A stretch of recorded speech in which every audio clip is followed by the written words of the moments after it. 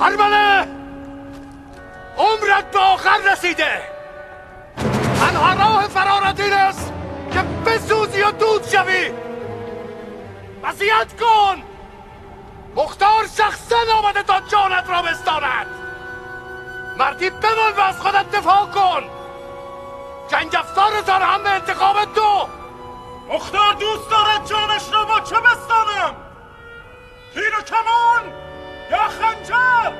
تو با تیر و کمان واماندت بلدی اطفال شیرخواره را شکار کنی.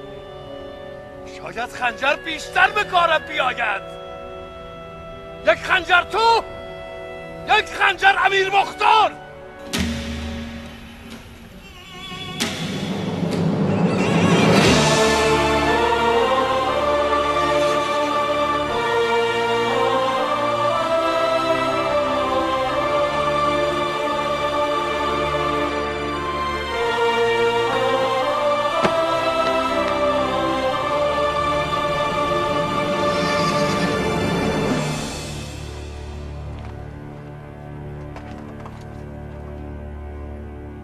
عجب است.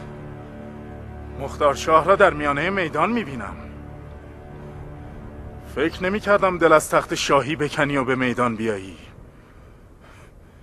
مرام پهلوانی را شرط و شروط مبارزه کردی. یک خنجر تو، یک خنجر من.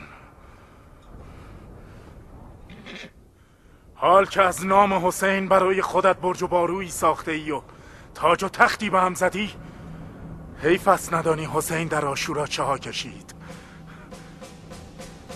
حداقل کاری را که من با حسین کردم بشنو، بعد بمیر یا مرا بکش.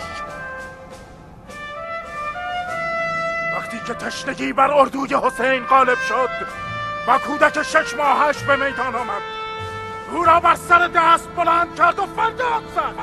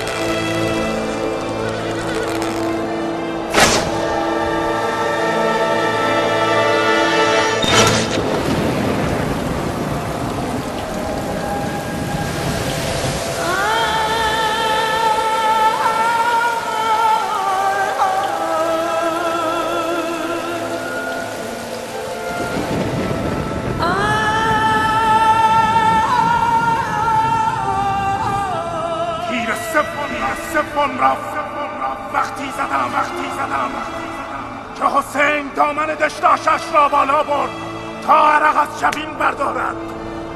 تیر سوم را به قلب حسین زدم.